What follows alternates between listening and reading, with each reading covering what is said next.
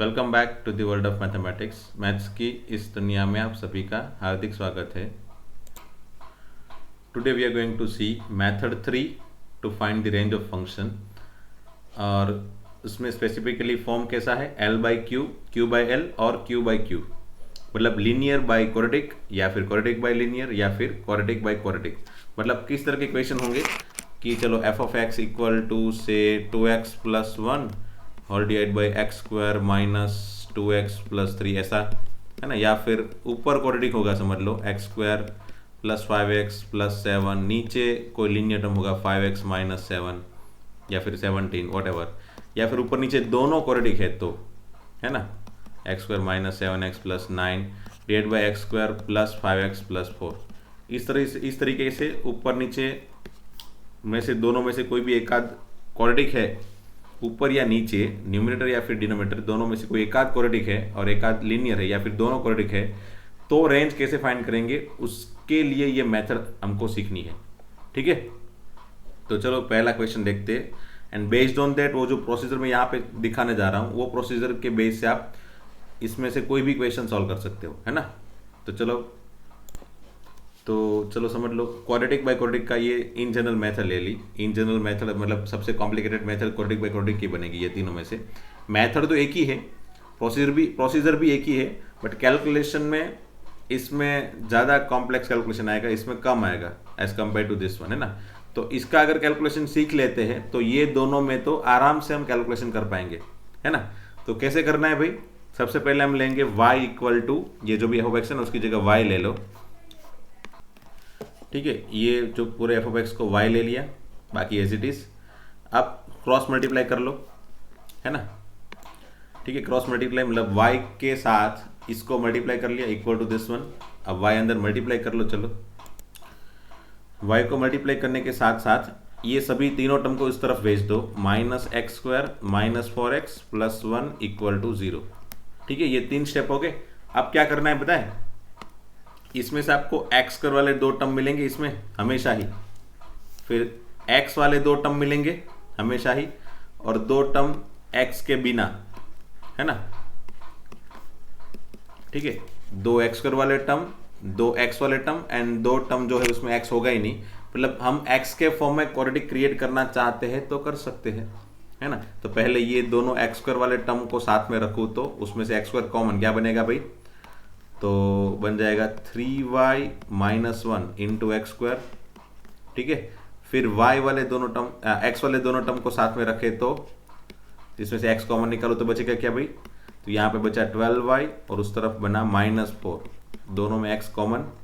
ठीक है, and last में जो बचा कुछ x के बिना, जहाँ पे x है ही नहीं, वो वाले टर्म में 12y प्लस 1 इक्वल टू 0, है ना। यही सबसे इंपॉर्टेंट टर्म है, यही सबसे इंपॉर्टेंट स्टेप है। क्या करना है भाई, एक्स वाले दोनों टर्म साथ में रखो, एक्स वाले दोनों टर्म साथ में रखो एंड एक्स जिसमें है नहीं वो साथ में रखो। This equation is in the form of x, है ना। ये एक्स के फॉर्म में क्वाड्रेटिक है ना, क्वाड्रेटिक इन एक्स। ठीक है, तो ये क्रिएट करना है। फिर क्वाड्रेटिक इन एक्स क्रिएट किया तो समझ लो इसमें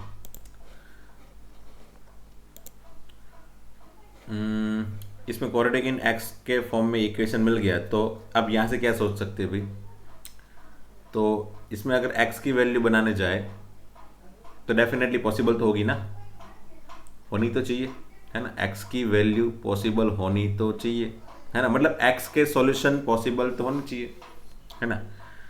और ऐसा तो है नहीं कि भाई x इसमें पॉसिबल ही नहीं है, ये वाले पर्टिकुलर फंक्शन में।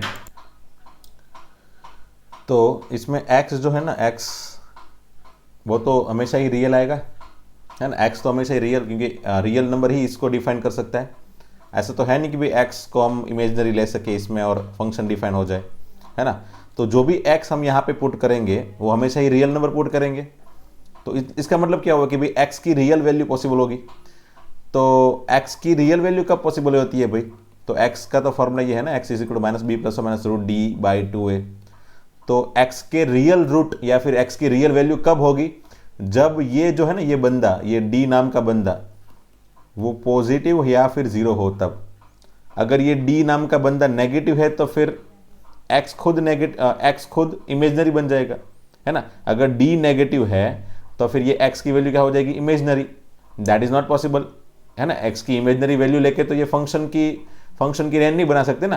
तो हमेशा ही एक्स को रियल लाना है, एक्स हमेशा ही रियल डिफाइन होगा, एक्स की रियल वैल्यू ही इसको डिफाइन कर सकती है। इसीलिए मैंने ये क्वाड्रेटिक के सॉल्यूशन में इसको जो डी जो है ना उसको मैंने ग्रेटर देन इक्वल टू 0 किया। तो यहाँ से आप डायरेक्टली क्या कर लो, D greater than equal to 0 ले लो।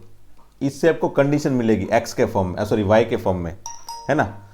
ये एक स्टेप याद रखना है अगेन कि भाई f of x equal to quadratic by quadratic है, फिर वाई ले लिया, फिर क्रॉस मल्टीप्लाई कर दिया, क्रॉस मल्टीप्लाई करके एक बार एक तरफ ले लिया सबको, फिर एक्स के फॉर्म में क्वाड्रेटिक क्रिएट कर लिया, फिर यहां से D greater than equal to 0 करके हम वाई के फॉर्म में कंडीशन क्रिएट करते हैं। और D greater than equal to 0 क्यों लिया, क्योंकि only real value of x is possible, है ना। रियल वैल्यू ऑफ एक्स ही पॉसिबल होगी इस पर्टिकुलर इक्वेशन को डिफाइन करने के लिए या फिर इस पर्टिकुलर फंक्शंस को डिफाइन करने के लिए, ठीक है। तो D greater than equal to 0, तो डी क्या है अल्टीमेटली, डी तो जो है वो b square minus 4ac, b square minus 4ac greater than equal to 0। B मतलब क्या है अभी फिलहाल थोड़ी देर के लिए, तो बी क्या है, ये बी है, ये ए है और ये सी है ना। तो बी स्क्वायर मतलब क्या हुआ 12y, अच्छा 12y में से समझ लो मैं 4 कॉमन निकाल लूँ तो 4, तो यहाँ पे बचा 3y माइनस 1, है ना, इसका स्क्वायर, ये बी स्क्वायर माइनस 4a मतलब 3y माइनस 1 एंड c मतलब 12y प्लस 1 ग्रेटर देन और इक्वल टू 0, ठीक है। अब चलो इसको सिंप्लीफाई करना है, एनी हाउ इसको सिंप्लीफाई करना है एंड y की वैल्यू फाइंड करनी है जो भी इंटरवल के फॉर्म में है वो, बट एनी हाउ ये इक्वेशन को सिंप्लीफाई करना है। तो चलो 3y माइनस 1 दोनों में है, इसमें भी 3y माइनस 1 है और इसमें भी 3y माइनस 1 है एक, तो 3y माइनस 1 कॉमन, ठीक है। तो बचा क्या भाई, यहाँ पे 4 का स्क्वायर 16 और एक 3y माइनस 1 बचा, इस तरफ 4 इंटू 12y प्लस 1 बचा, ठीक है। अब ये दोनों में से अगेन 4 कॉमन, तो 4 इंटू 3y माइनस 1 इंटू यहाँ पे 4 बचा ना, 4 into 3y minus 1 minus 12y plus 1, ठीक है, ग्रेटर देन इक्वल टू 0। मैंने क्या किया ये स्टेप में 4 को भी कॉमन निकाल लिया, है ना। तो यहाँ पे बचा 16 की जगह 4 और यहाँ पे 4 तो निकल दिया, बस अब मल्टीप्लाई कर लो, फाइनली क्या बन जाएगा देखो, फिर 4 इंटू 3y माइनस 1 और ये समझ लो 4 3 12y और ये 12y कैंसल, तो ये कैंसिल तो नहीं होना चाहिए क्योंकि कैंसिल हो जाएगा तो ये पूरा y का टर्म निकल जाएगा, तो फिर y के फॉर्म में सिंगल कंडीशन ही बचेगी एक ही, एंड तो फिर y की वैल्यू तो बहुत बढ़िया आ जाएगी, मतलब मेरे ख्याल से यहाँ पे 2 टर्म तो आने चाहिए थे। तो यहाँ पे 12y है, ये 12y,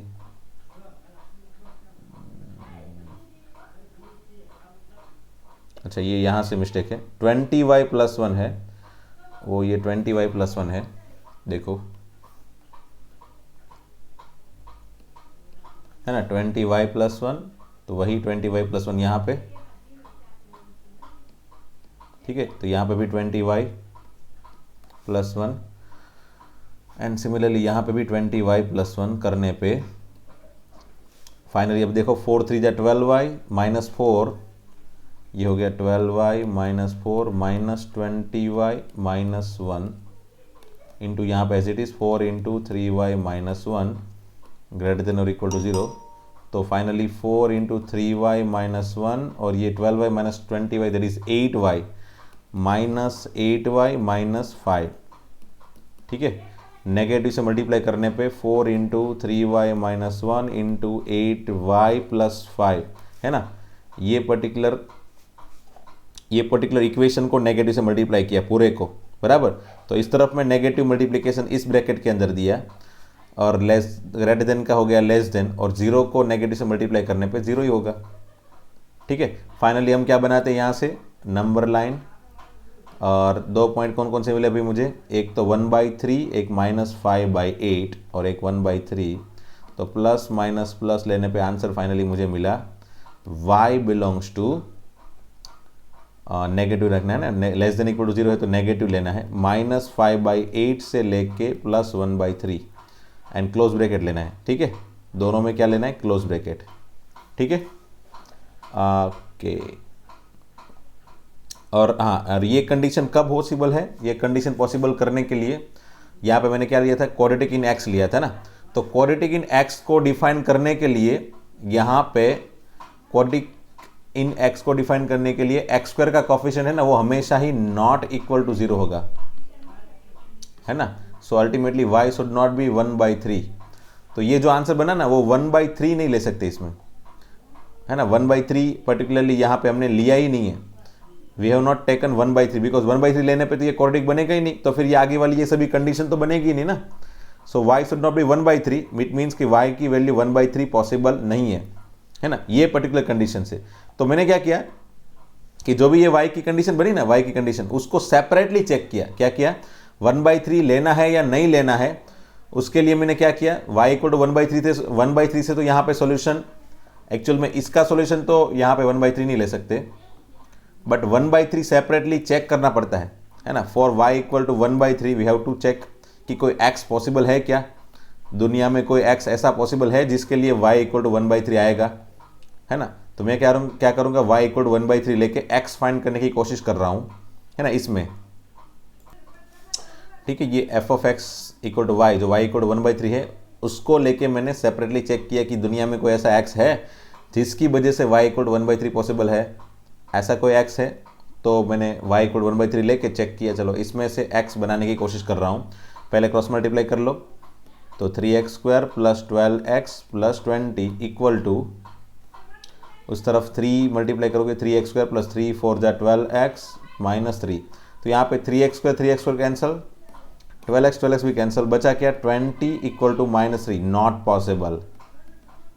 मतलब इसका मतलब क्या हो पता है, कि दुनिया में कोई ऐसा x है ही नहीं जिसकी वजह से ये पर्टिकुलर इक्वेशन 1/3 आंसर देगा, है ना। सो 1/3 एज एन आंसर तो पॉसिबल होगा ही नहीं। यहाँ पे तो हमने 1/3 लिया ही नहीं है, क्योंकि 1/3 क्यों नहीं लिया, क्योंकि 1/3 लेने पे ये क्वाड्रेटिक बनेगा नहीं। तो ये पर्टिकुलर कंडीशन से तो 1/3 पहले ही निकाल दिया, बराबर। एंड 1/3 लेना है या नहीं लेना है, उसके लिए मैंने अलग से एक कंडीशन चेक की। अगर ये कंडीशन में भी ना बोल रहा है ये लोग, ये कंडीशन में भी ये लोग बोल रहे हैं कि भाई x ऐसा कोई पॉसिबल नहीं होगा, तो फिर 1/3 लो ही मत। बट बाई चांस यहाँ पे y इक्वल टू 1/3 लेने पे अगर यहाँ पे कोई x की वैल्यू मिल जाती, समझ लो x इक्वल टू 5 या कुछ भी मिल जाता, तो मैं बोल सकता भाई x इक्वल टू 5 के लिए y इक्वल टू 1/3 है, मतलब रेंज 1/3 पॉसिबल है, तो ये इसके अंदर 1/3 एक्स्ट्रा डाल देना है। ठीक है, मैंने क्या बताया, y इक्वल टू 1/3 कब लेना है, तो y इक्वल टू 1/3 लेने पे अगर यहाँ पे कोई x ऐसा पॉसिबल होगा, तो हम कह सकते हैं भाई ये फंक्शन में ये वाली पर्टिकुलर x की वैल्यू के लिए फंक्शंस की वैल्यू 1/3 पॉसिबल है ना। तो 1/3 हम एज एन आंसर ले सकते हैं, मतलब रेंज के फॉर्म में ले सकते हैं, बट यहाँ पे तो नहीं ले सकते, क्योंकि 1/3 लेने पे फंक्शंस में कोई x नहीं मिल रहा है। ठीक है, तो फाइनली आंसर मेरा क्या हो गया, y belongs to this one, y belongs to -5/8 to 1/3। y मतलब क्या है, f ऑफ x है, f ऑफ x मतलब रेंज, तो रेंज हो गई -5/8 से लेके 1/3। बस यही है हमारा आंसर, है ना, ये हो गई हमारी रेंज। ठीक है, तो यही है सिंपल सी प्रोसीजर, है ना। क्या करना है, फिर से एक बार, सबसे पहले y एज्यूम कर लो, बराबर, फिर क्रॉस मल्टीप्लाई करो, बराबर, क्रॉस मल्टीप्लाई करके सबको एक साइड कलेक्ट कर लो, फिर x के फॉर्म में क्वाड्रेटिक इक्वेशन क्रिएट करो, x के फॉर्म में क्वाड्रेटिक इक्वेशन क्रिएट करके ये दो कंडीशन लगाओ, एक तो d greater than equal to 0 और एक x का कोफिशिएंट नॉट इक्वल टू 0, ये दोनों कंडीशन साथ में लिख दो, चल जाएगा, है ना। क्यों ये है, क्योंकि हमेशा ही x रियल वैल्यू ही पॉसिबल होगी ये पर्टिकुलर इक्वेशन या फिर फंक्शंस को डिफाइन करने के लिए या आंसर बनाने के लिए। तो ओनली रियल x पॉसिबल है, तो x की रियल वैल्यू कब पॉसिबल होगी, जब x के डिस्क्रिमिनेंट, x के जो सॉल्यूशंस जो है, x के वजह से जो सॉल्यूशन मिल रहा है -b ± √d/2a, उसमें जो d है ना वो रियल आएगा तभी, सॉरी d जो पॉजिटिव आएगा तब ही x रियल आएगा। ठीक है, तो x की रियल वैल्यू के लिए d हमेशा ही पॉजिटिव होगा, तो d पॉजिटिव मतलब 20 को -4ac पॉजिटिव, और इसको सिंप्लीफाई करके y के फॉर्म में एक इक्वेशन इस तरह के फैक्टराइजेशन के फॉर्म में लाओ, एंड देन उसको सॉल्व करके y के फॉर्म में कंडीशन बना लो, ये हो गई y का आंसर, y का इंटरवल मतलब फंक्शन का इंटरवल मतलब रेंज, है ना। बस ये 1/3 नहीं लिया है यहाँ पे, इसलिए 1/3 निकाल दो। अब 1/3 लेना है या नहीं लेना है उसके लिए अलग से सेपरेट कंडीशन लिखो, दैट्स ऑल, खत्म। बस यही है, सभी क्वेश्चन में ऐसा ही होगा, है ना। In every question we need to follow this particular technique. Okay okay, चलो तो फिर एक और क्वेश्चन लेते हैं जो थोड़ा टफ, उससे फर्स्ट वाले क्वेश्चन से थोड़ा टफ, है ना, ताकि ये सभी तरह के क्वेश्चन कवर हो जाए। एंड बाई चांस ये वाला क्वेश्चन भी आ जाए तो हम कैसे सॉल्व करेंगे, इसको किस तरह से डील कर पाएंगे, वो इसमें सीख लेंगे, है ना। वैसे ये वाले क्वेश्चंस में डायरेक्ट फॉर्म तो क्वाड्रेटिक बाय क्वाड्रेटिक नहीं है, cubical equation by quadratic equation है, तो डेफिनेटली डायरेक्टली हम ये जो मेथड हमने जो बताई थी वो नहीं अप्लाई कर सकते, है ना। ये जो मेथड 3 है वो अप्लाई कर सकते नहीं, मतलब पॉलिनोमियल इक्वेशन में linear bye linear, quadratic by quadratic, linear by quadratic या फिर क्वाड्रेटिक बाय लीनियर, ये सब के लिए मेथड है बराबर। बट उसके सिवा पॉलिनोमियल इक्वेशन में 3 पावर वाला इक्वेशन हो, उसके नीचे 4 पावर वाला हो, या फिर 3 पावर वाला नीचे क्वाड्रेटिक या फिर लीनियर, तो उसके लिए कोई मेथड डायरेक्टली नहीं है ना। तो इसको देख के हमने पहले क्या सोचा कि let me simplify this particular equation, इसको सिंप्लीफाई कर लेता हूँ। बाई चांस अगर ये क्वाड्रेटिक बाय क्वाड्रेटिक या फिर लीनियर बाय क्वाड्रेटिक या फिर क्वाड्रेटिक बाय लीनियर के फॉर्म में कन्वर्ट हो जाए तो अच्छी बात है ना। तो मैंने क्या किया, इसको चलो फैक्टराइज कर लिया दोनों में ऊपर नीचे, तो ये बन गया। देखो ऊपर क्यूबिकल इक्वेशन है, फैक्टराइज करने का एक ही तरीका है, x की वैल्यू रखो 1 -1 2 -2, तो 1 रखने पे, हाँ 1 रखने पे सेटिस्फाई हो जाएगा। देखो 1 + 3 + 7 11 -11, तो x -1 एक फैक्टर है, तो यहाँ पे बन गया x², फिर इस तरफ लास्ट में बन गया +11। ओके, ये तरीका मैंने ऑलरेडी बता दिया है कहीं पे आगे वीडियो में। और ये -1 + t = 3, तो t = 3 - 1 दैट इज 4x, ठीक है। वंस अगेन एक बार वापस रिवाइज करवाता हूँ ये तरीका कैसे करना है। सबसे पहले जो भी फैक्टर है वो लिख लो बराबर, फिर यहाँ पे x³ को क्रिएट करने के लिए x² लिख लो, फिर -11 को क्रिएट करने के लिए -1 इंटू क्या टर्म चाहिए भाई, +11, तभी -11 क्रिएट होगा, है ना। -1 एंड 11 का मल्टीप्लिकेशन -11 होता है, तो यहाँ पे मैंने 11 रख लिया, +11 रख लिया। फिर यहाँ पे बीच में कौन सा टर्म आएगा, तो x इंटू समथिंग आएगा, है ना। क्या आएगा, x इंटू समथिंग आएगा। वो समथिंग क्या होगा, तो वो समथिंग को बनाने के लिए मैं क्या करूँगा, हमेशा ही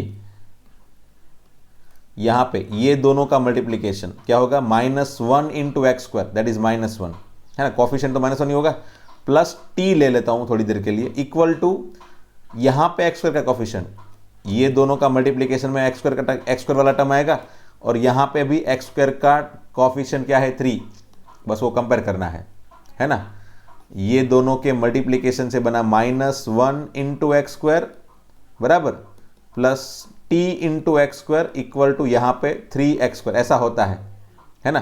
तो x² नहीं लिखेंगे तो भी चलेगा, x² अगर नहीं लिखा है तो क्या हो जाएगा, ये ऐसे, ये दोनों के मल्टीप्लिकेशन में जो भी कॉफिशिएंट है that plus t equal to यहाँ पे x² का coefficient 3, so t equal to क्या बन गया, 4, है ना। तो 4, बस यहाँ पे 4 लिख लो, यहाँ पे क्या लिखना है, 4, खत्म। और 4 के साथ पॉजिटिव, तो पॉजिटिव लिखो, बस ऐसे हमको फैक्टराइज करना है। फिर भी अगर समझ में नहीं आ रहा है तो एक तरीका तो है ही, कौन सा, जो बॉक्स वाली मेथड थी वही, x = 1 फैक्टर है ना, तो यहाँ पे 1 लिखो, फिर ये x³, तो ये उसका कोफिशिएंट 1 3 7 -11 0, ये दोनों का एडिशन 1, ये दोनों का मल्टीप्लिकेशन 1 1 जा 1, 3 + 1 4, 4 इंटू 1 4, 7 + 4 11, 11 इंटू 1 11 एंड ये 0। फिर इसको x² दे दो, इसको x दे दो, इसको एज इट इज रखो, तो देखो 1x² + 4x + 11, x² + 4x + 11। तो ये तरीका तो है ही। अगर ये तरीका टाइम कंज्यूम कर रहा है और अगर आपको समझ में आ रहा है तो ये डायरेक्ट तरीका मैंने जो बताया थोड़ी देर पहले वो यूज़ कर सकते हो, ठीक है। डायरेक्टली x - 1 लिखो, फिर यहाँ पे सेट करने के लिए जो भी सेटिंग है वो बिठा दो, तुरंत आंसर बन जाएगा। फिर नीचे फैक्टराइजेशन में x² + 5x - 6, x + 6 x - 1, I think 6 - 1 का multiplication -6 and addition plus, okay ठीक है।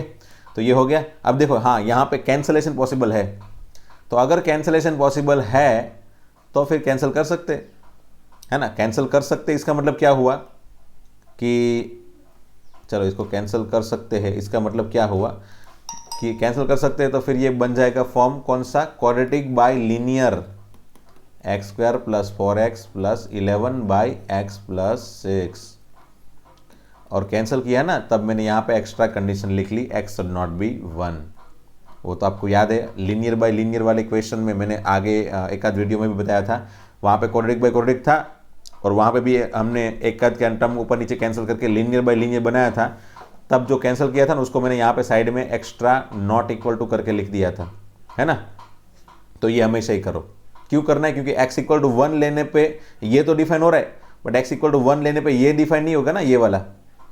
तो ये पर्टिकुलर फंक्शन जो है ना, इसके इक्वल टू ये लिखने पे अगर मीनिंग चेंज नहीं करना है तो यहां पे लिख लो x not equal to 1। Otherwise क्या होगा, अगर समझ लो थोड़ी देर के लिए भूल जाओ कि यहां पे कुछ है ही नहीं, है ना, और ये डायरेक्ट लिख लो, तो ये तो x इक्वल टू 1 के लिए डिफाइन है ना। तो ये x इक्वल टू 1 के लिए डिफाइन है और ये नहीं है, तो इसका मतलब क्या हुआ कि ये दोनों इक्वल हो सकते हैं क्या, नहीं हो सकता। चेंज क्या है, ये वाला x इक्वल टू 1 के लिए डिफाइन नहीं है और ये वाला x इक्वल टू 1 के लिए डिफाइन है, बराबर। तो अगर इसको नहीं लिख रहे हो तो इसका मतलब क्या हुआ कि ये दोनों इक्वल नहीं होंगे। क्यों नहीं होंगे, वंस अगेन ये x इक्वल टू 1 के लिए डिफाइन नहीं है और ये x इक्वल टू 1 के लिए डिफाइन है।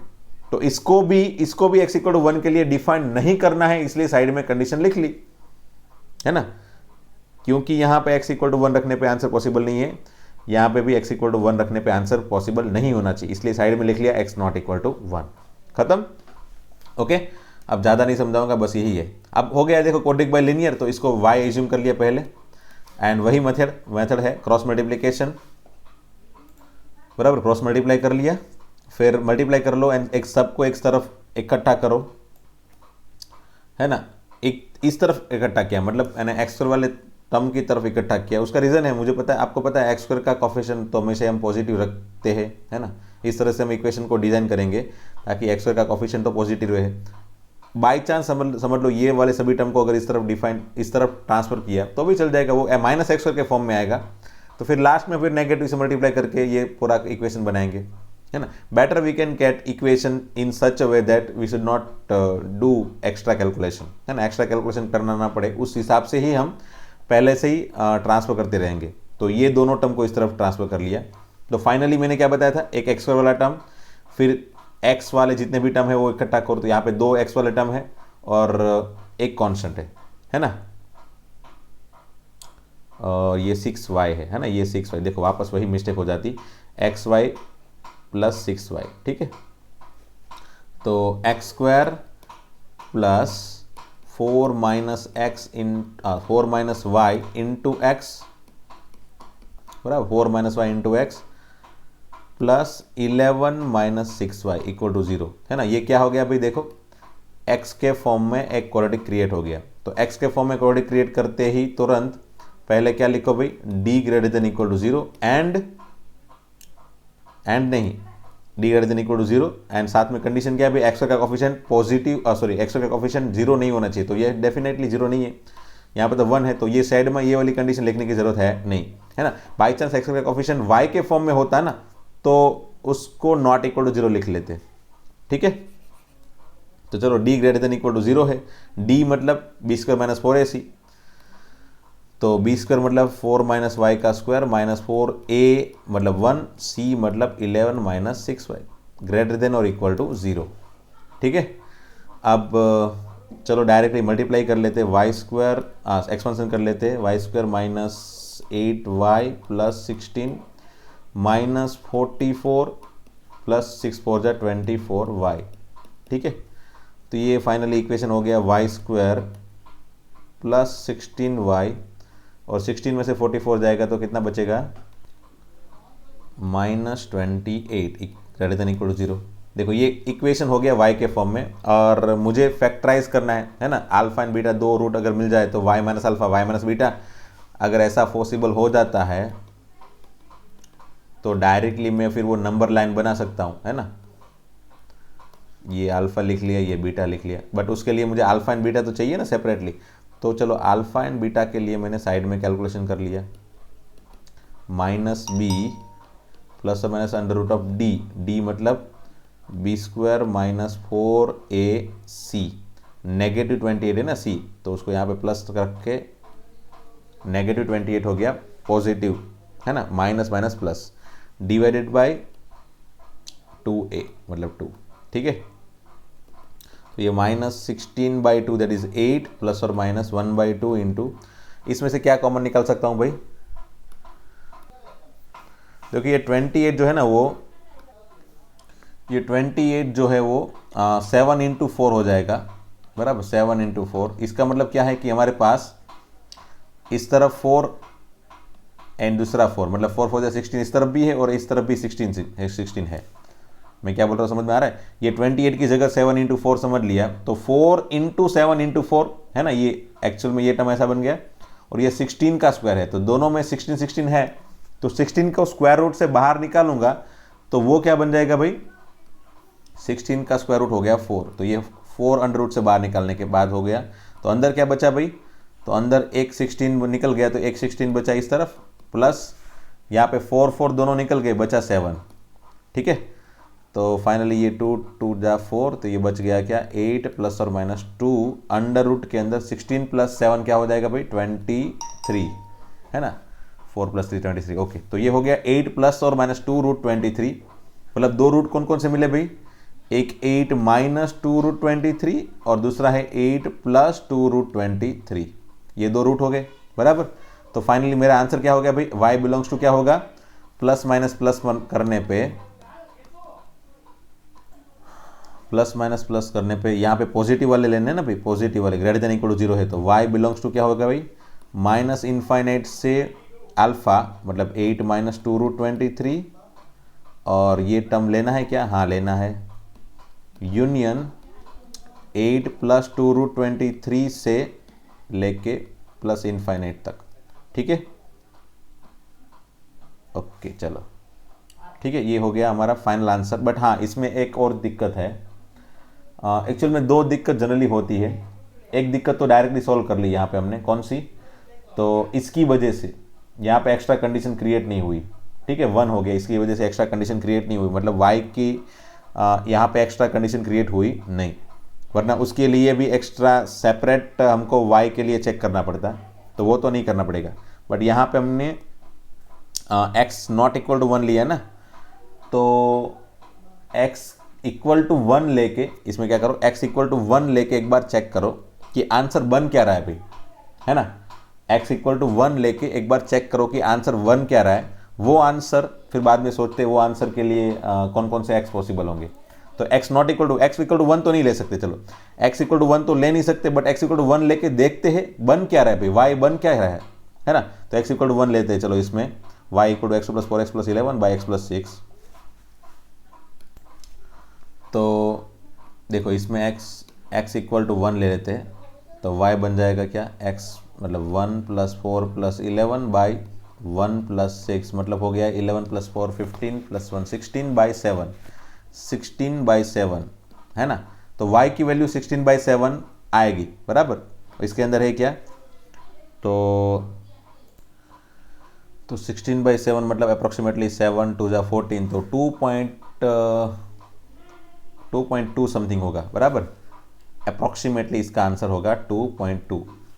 तो ये इसके अंदर है क्या, तो अगर इसके अंदर है तो मुझे निकालना पड़ेगा ना, क्योंकि फिर सोचना पड़ेगा बाद में, हाँ तो पहले देख लेते इसके अंदर है क्या 2.2, तो डेफिनेटली नहीं होगा क्योंकि मैंने x इक्वल टू 1 तो पहले से ही निकाल दिया है, फिर भी देखते हैं, चलो इसमें माइनस इन्फिनिट से लेके 8 माइनस 2 रूट 23, तो 8 माइनस 2 रूट 23 मतलब कितना होता है अप्रोक्सीमेटली, रूट 25 मतलब 5, रूट 16 मतलब 4, रूट 25 मतलब 5, तो रूट 23 मतलब अप्रोक्सीमेटली 4.8, अप्रोक्सीमेटली 25 के नज़दीक है ना, तो अप्रोक्सीमेटली 4.8 ले लेते हैं, तो यहाँ पे 4.8 लेने पे ये समझ लो 8 माइनस 4.8 मतलब ये हो गया 9.6, तो ये तो होगा नेगेटिव होगा, मतलब ये 2.2 तो होगा नहीं, है ना, तो यहाँ पे तो सभी नेगेटिव वैल्यू है, ये सभी नेगेटिव है, माइनस इन्फिनिट से कोई negative value, union 8 plus something मतलब वो 8 से बड़ा होगा, तो डेफिनेटली 2.2 तो इसके अंदर है ही नहीं,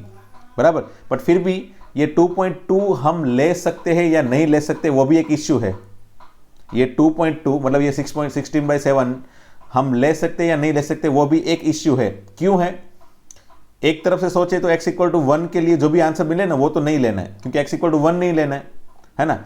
x इक्वल टू 1 नहीं लेना है मतलब x इक्वल टू 1 की वजह से जो यहाँ पे आंसर मिला वो नहीं लेना है।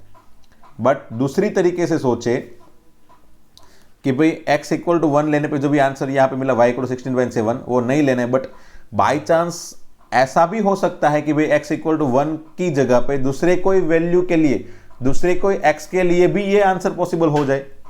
ऐसी भी एक पॉसिबिलिटी है, समझ लो। मतलब ये मैं ये कहना चाहता हूँ कि समझ लो x इक्वल टू 1 के लिए 16/7 आंसर आ रहा है, बट वो तो लेना नहीं है मुझे, है ना। 16/7 आंसर है, समझ लो ऐसा है, बराबर। तो ग्राफ समझ लो कुछ ऐसा जा रहा है, ये तो हमको लेना नहीं है, इसलिए x इक्वल टू 1 के लिए चलो 16/7 निकाल दिया।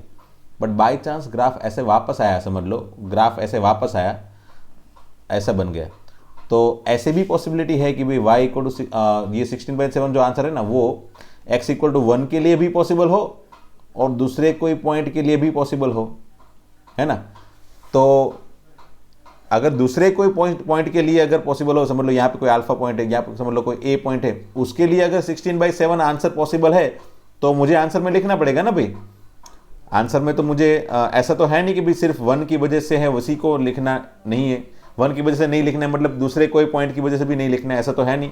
मुझे आंसर में क्या क्या लिखना है, तो जो जो आंसर पॉसिबल है वो सभी लिखने हैं। तो समझ लो ए की जगह समझ लो यहाँ पे 4 है और 4 की वजह से आंसर 16/7 आ रहा है, तो मुझे लेना पड़ेगा, है ना। कभी कभी बहुत सारे आंसर ऐसे होते हैं जो दूसरे चौथे बहुत सारे पॉइंट के लिए भी वो पॉसिबल होंगे, है ना। तो ऐसा तो है नहीं कि भाई x इक्वल टू 1 के लिए पॉसिबल नहीं है तो दूसरे कोई पॉइंट के लिए पॉसिबल नहीं है। इसलिए मैंने क्या किया, मैंने यहाँ पे ये जो इक्वेशन है ना उसमें y इक्वल टू 16/7 लिख लिया, इससे बराबर, इससे आगे बढ़ा। देखना भाई ये कमाल है, एक कमाल वाली चीज़ ही है यहाँ पे जो मैं समझा रहा हूँ ना, वो कि y इक्वल टू 16/7 जो ये था ना वो लिख लिया, इक्वल टू ये जो इक्वेशन है वो लिख लिया, बराबर। अब इसको मैं सॉल्व करूंगा ना तो मुझे क्या क्या मिलेगा भाई, तो मुझे जितने भी पॉसिबल x है ना, जितने भी पॉसिबल x वो मिल जाएंगे। 16/7 एज एन आंसर हो उसके हिसाब से जितने भी पॉसिबल x है वो सभी मिल जाएंगे। तो देखते चलो कौन से x मिलते हैं, क्रॉस मल्टीप्लाई कर ले। 16x प्लस 16 6 जा 96 equal to 7x² plus 28x plus 77। तो ये देखो, तो चलो ये हो गया x के फॉर्म में quadratic equation. 7x² plus 20x minus 16x that is 14x ना, नहीं 12x plus 77 minus 96 that is minus 3 6 19। Okay 19 equal to 0। Okay, और इसको अगर मैं सॉल्व करने जाऊँ तो एक तो ये बनी जाएगा x इक्वल टू 1 के लिए, तो डेफिनेटली ये 16/7 आंसर है, मतलब x इक्वल टू 1 तो सेटिस्फाई होगा ही। देखो तो एक रूट तो x इक्वल टू 1 है, देखो 7 plus 12 19 minus 19 that is x equal to 1 satisfy कर रहा है, मतलब x माइनस 1 एक फैक्टर है और दूसरा फैक्टर है 7x और ये हो गया प्लस 19, ऐसा है ना। आप फैक्टराइज आपके हिसाब से कोई भी तरीका यूज़ करो, एनी हाउ फैक्टराइज करोगे तो ये फैक्टर आएगा, पक्का है, बराबर।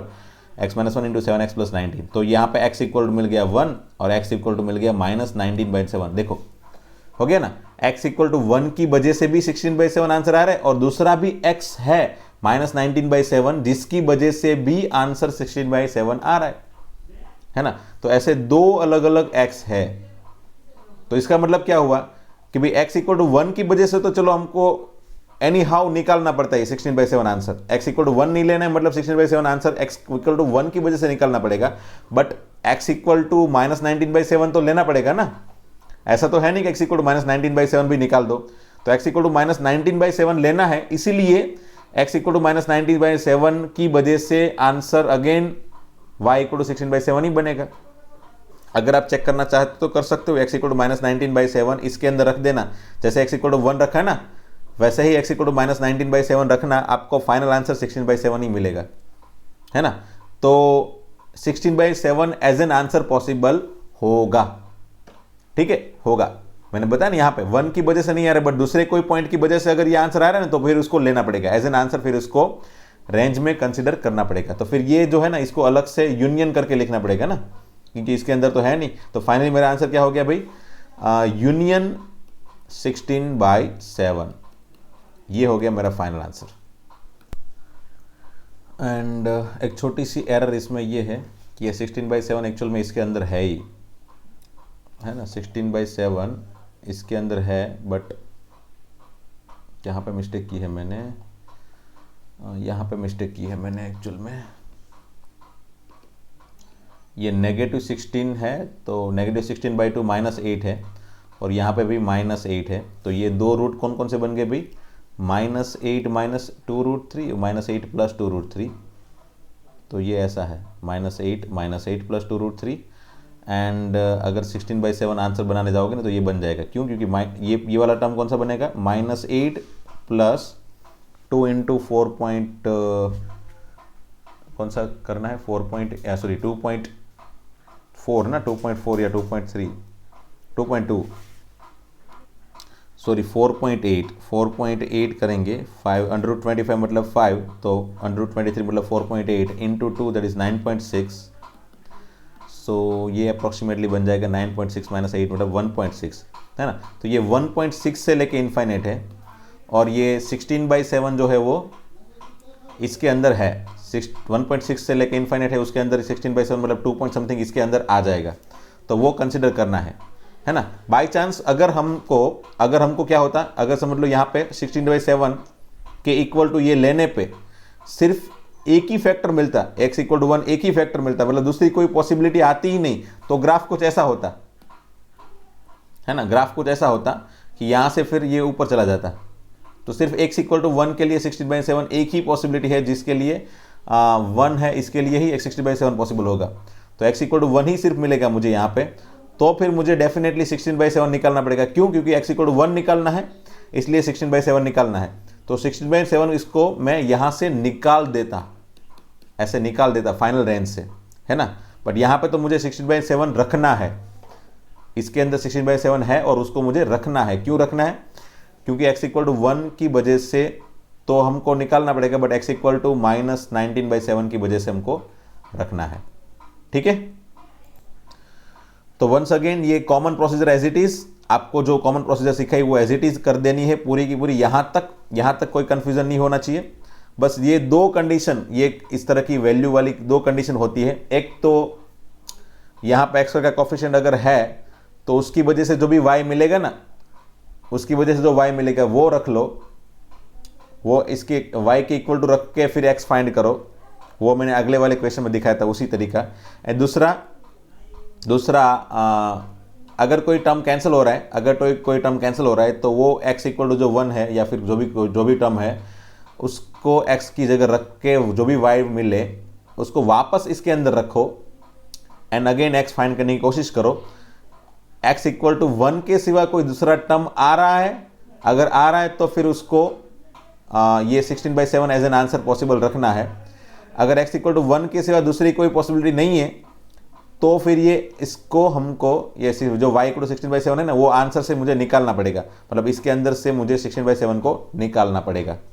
ठीक है। बट यहाँ पे तो आ रहा है x = -19/7 है, उसके वजह से 16/7 पॉसिबल होगा, इसलिए मुझे 16/7 एज एन आंसर रखना है, इसलिए मुझे इसको निकालना नहीं है, इसके अंदर है ऑलरेडी। तो यही मेरा फाइनल आंसर हो गया फाइनली।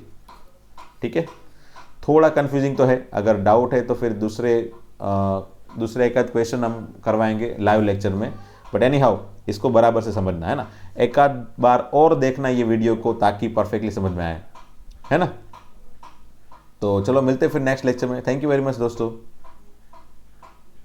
एंड साथ में ये HW 4 क्वेश्चन है, बस ये ट्राई करना, है ना। ये मैंने अपने हिसाब से क्रिएट किए है आपके लिए, तो फिर इसमें आंसर थोड़े टेढ़े मेढ़े तो आएंगे डेफिनेटली, बट आप कोशिश करना कि सभी क्वेश्चंस के आंसर आ जाए। कोई भी टेढ़े मेढ़े आंसर आए, बट आंसर आने चाहिए एनी हाउ, है ना। ठीक है। तो चलो मिलते हैं फिर नेक्स्ट लेक्चर में दोस्तों। Thank you.